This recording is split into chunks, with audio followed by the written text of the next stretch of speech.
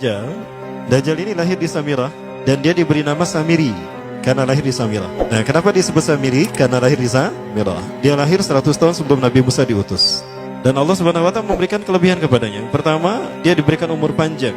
Ya, yang zara umru ila yamsah, ila akhir zaman. Ya, dia ditangguhkan ajalnya sampai akhir zaman. Yang kedua, dia memiliki kecerdasan di atas akal jenius rata-rata umat manusia. Jadi sejenius apapun umat manusia yang normal, dia 60 tahun di atasnya. Sehingga penemuan-penemuannya, kecanggihan berpikirnya, kedewasaannya jauh di atas manusia.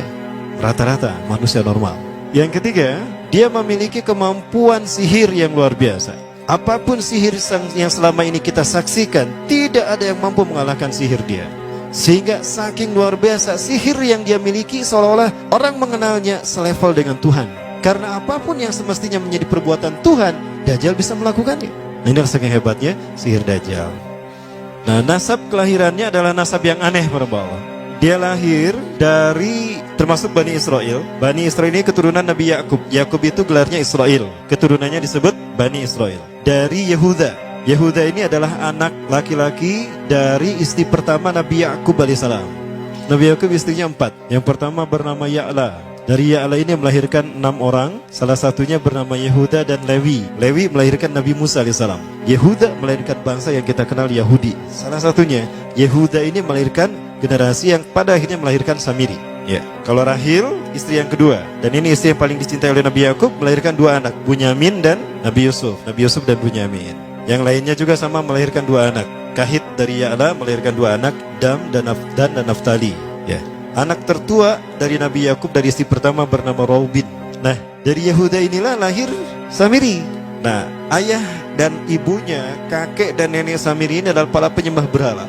Karena Samirah saat itu terkenal penyembah berhala. Ayahnya ini lahir dari proses perzinahan adik dan kakak, incest. Adik dan kakak berzina, lahir ayahnya. Adik dan kakak berzina, lahir ibunya. Jadi ayah dan ibunya ini lahir dari proses yang haram. Dan ketika ibunya menstruasi, disetubuhi sama ayahnya. Jadi itu, peluangnya dari 2000 persetubuhan dalam keadaan menstruasi, 1 bisa jadi. Karena menurut penelitian medis juga, bahwa darah kotor tidak menghalangi terjadinya fertilisasi. Tidak menghalangi terjadinya reproduksi manusia.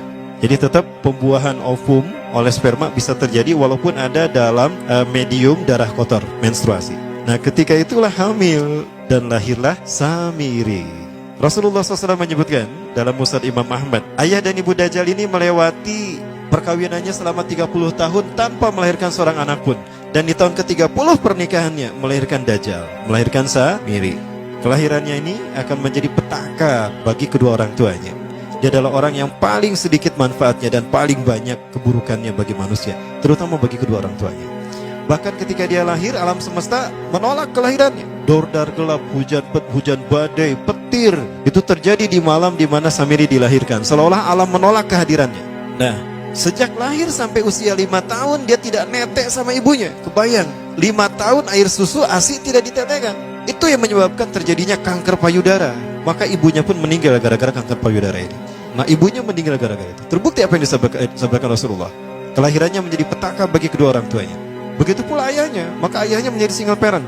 Nah, kemudian di tahun yang kelima, sejak lahir sampai 5 tahun, kenapa dia menetek pada ibunya? Karena kerjanya tidur melulu. Disebut mati, dia bernafas dan cuma berdetak.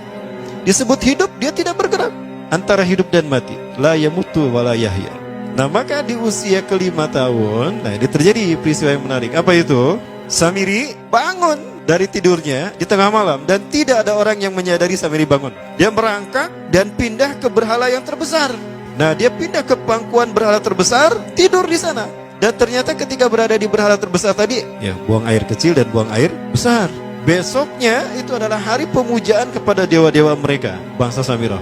Apa yang terjadi? Ketika terjadi ritual pemujaan tadi, maka sang raja yang dipertuhankan oleh kaumnya mencium sesuatu yang tidak enak. Bapaknya Samiri ini adalah tokoh agama paganisnya.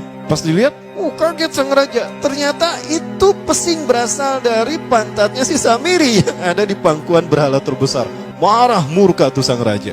Itu anak kamu, kenapa ada di situ? Kurang ajar kamu, ya telah menghina Tuhan kita. Kenapa kamu pindahkan anak kamu ke situ? Oh tidak Tuhan, saya tidak memindahkannya. Bagaimana saya bisa menghina Tuhan saya? Lalu siapa yang memindahkannya? Kan dia lumpuh. Nah, sekali lagi, kehadirannya menjadi petaka bagi kedua orang tuanya. Akhirnya raja marah dan ayahnya dipenjara. Selama ayahnya tidak bisa membuktikan penghinaan tadi, maka ayahnya dihukum mati. Pada akhirnya ayahnya pun dihukum mati. Ya, sedikit manfaat bagi kedua orang tuanya. Maka kemudian dia hidup pelihara oleh sang raja. Dan pas di usia dia 5 tahun itu, Allah menimpakan murkanya kepada bangsa Samirah yang sudah kelewat batas, maksiat, dan sudah tidak ada toleransi dari Allah untuk mereka hidup di bumi. Maka Allah perintahkan malaikat Jibril menghabisi mereka. Maka bangsa Samirah itu pun diratakan. Si Samiri karena masih balita, ya Allah selamatkan dia lewat malaikat Jibril. Diselamatkan dia dan ditempatkan di pulau entah berantah. Ada yang menyebutkan pulau ini berada di Laut Yaman, dan pulau ini dinamakan Pulau Socotra. Pulau Socotra ini adalah pulau yang berada di ujung Jazirah Arab. Nah, ini Pulau Socotra. Ini pulau tempat di mana Dajjal atau Samiri dibesarkan sejak 5 tahun sampai usia 100 tahun. Ya, dari usia 5 sampai 100 tahun dia tinggal di Pulau Socotra ini. Nah, Pulau Socotra ini adalah pulau yang berada di kawasan Yaman. Pulau yang memiliki banyak keunikan luar biasa. UNESCO sempat ingin menjadikannya keajaiban yang ke-8. Kan ada 7 keajaiban dunia ya. Yang ke-8-nya tadinya ini. Namun karena dia terkait dengan Samiri Dajjal, maka banyak negara yang menentangnya, terutama negara-negara yang menjadi pengikut Dajjal. Maka pada akhirnya pulau ini dirahasiakan. Nah, sebetulnya pulau ini unik kalau kita ingin berekreasi ke sana. Namun karena posisi yang terpencil, jarang orang mengikutinya. Para wisatawan jarang mengunjunginya. Padahal sesuatu unik, termasuk binatang dan penghuninya tuh unik-unik. Pohonnya unik. Dunia menyebutnya pulau ini dengan pulau julukan dari pulau alien hingga pulau neraka. Ada juga yang menyebutkan The Jekyll Island. Pulau Jekyll Island itu bahasa barat, kalau bahasa kitanya Pulau Dajjal. Ya, sama dengan Pulau Sedir ya. Itu juga The Jekyll Island. Nah, Pulau Socotra kaya dengan flora dan fauna yang unik hingga saat ini belum ditemukan di tempat lain. Jadi tidak ada flora dan fauna yang ada di pulau ini yang ada di pulau lain di seluruh dunia. Hanya ada di pulau ini.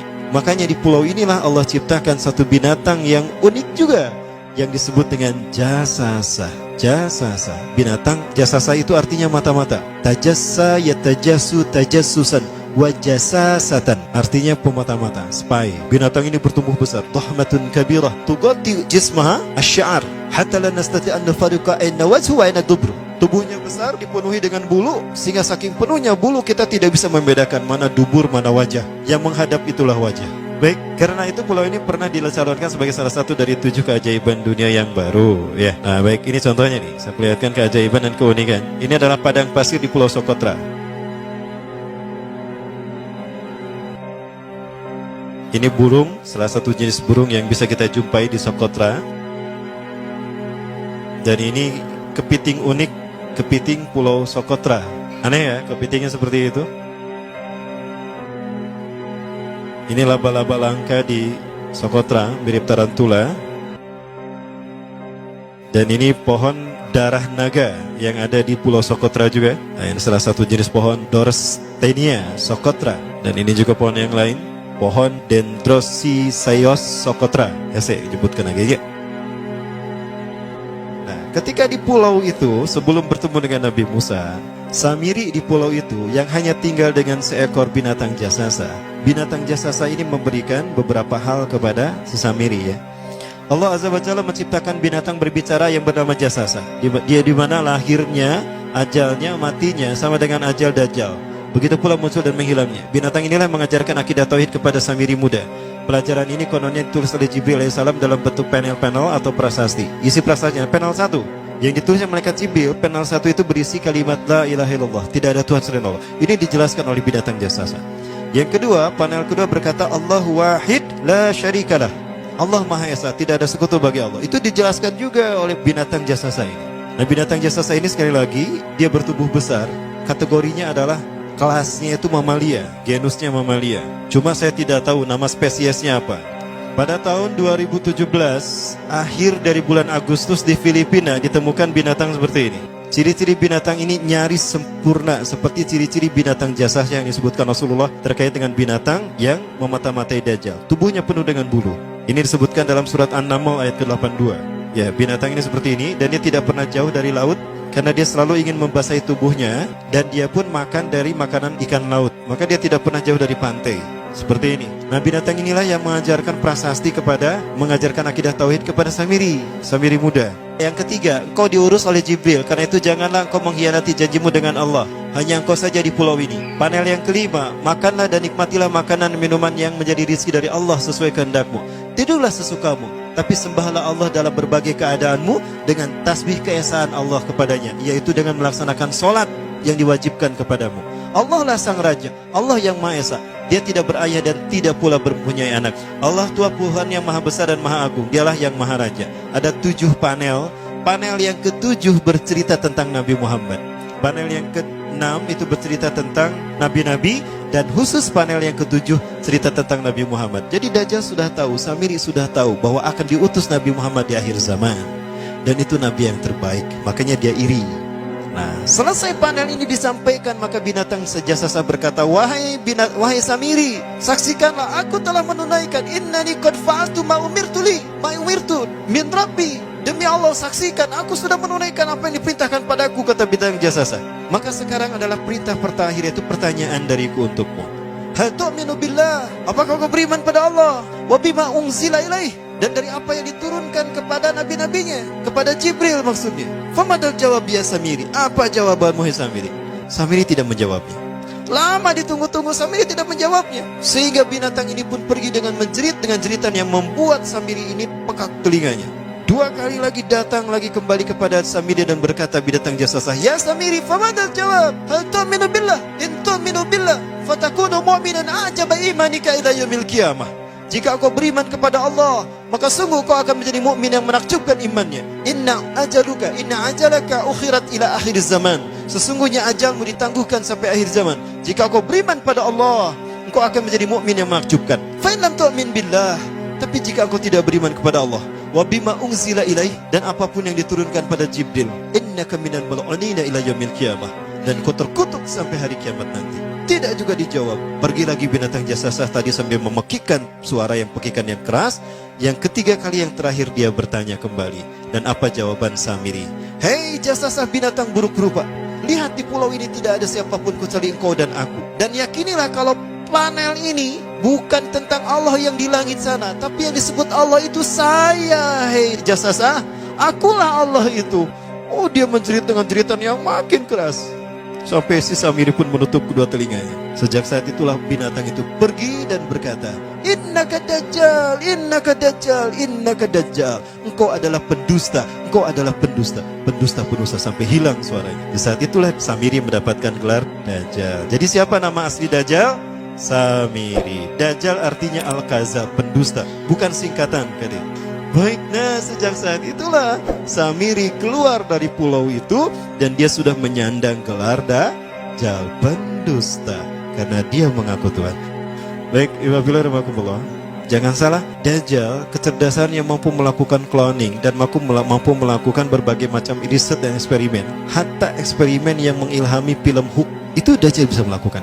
Bahkan ketika orang membayangkan kendaraan tercanggih itu pesawat terbang, Dajjal sudah mampu membuat piring terbang dengan kecerdasannya. Ya. Rasulullah menyebutkan kendaraan Dajjal itu dia bisa terbang, kata Rasulullah. Dan kecepatan terbangnya 5 km per sekon. 1 detik 5 km.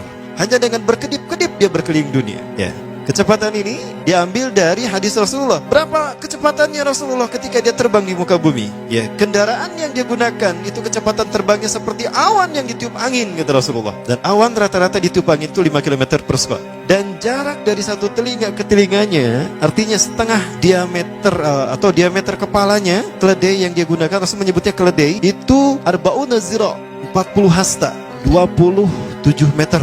Diameternya itu 27 meter. Keledai macam apa yang jarak dari satu telinga ke telinganya 27 meter? Kalau bukan piring terbang. Ini bisa 24 meter kan? 27 meter, bisa tidak? Bisa, dan kecepatannya pun sama. Dan pernah meninggalkan jejak Cop Circle di Yogyakarta. Nah, Cop Circle itu adalah jejak UFO yang menjadi isyarat instruksi bagi para pelaku konspirasi dunia. Siapa? Para kalangan Illuminati.